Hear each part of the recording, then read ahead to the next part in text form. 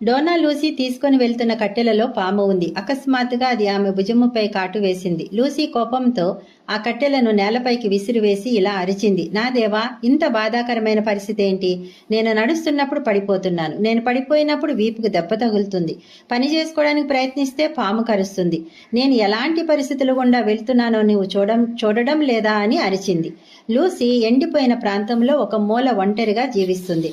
అన్నీ ఆమెకు విరుద్ధంగానే జరుగుతున్నాయి. ఎల్లప్పుడూ దేవుని మీదే ఆమెకు ఎన్నో ఫిర్యాదులు ఉన్నాయి. ఒకరోజు ఎవరో ఆ చిన్ని ఇంటి తలుపును తట్టుచున్న శబ్దం వినపడింది. వెళ్ళిపో, నా దగ్గర ఏమీ లేదు అని అరిచింది. కానీ ఆ వ్యక్తి తలుపు మరలా తట్టాడు. ఆమె లేచి తలుపు తీయబోయినప్పుడు పొరపాటున ఆమె కాలి బొటన వేలు తలుపుకు తన్నుకొని బాధతో పెద్దగా అరిచింది. కానీ అమ్మయ్య, అదృష్టం బాగుండి ఇంతకంటే పెద్ద దెబ్బ తగలలేదులే అని అనుకుంది. బయట నిలబడి ఉన్న చిన్న బాలుణ్ణి ముఖాముఖిగా చూసింది. ఆ బిడ్డ మౌనంగా, ప్రశాంతంగా, ప్రత్యేకంగా కనిపించాడు.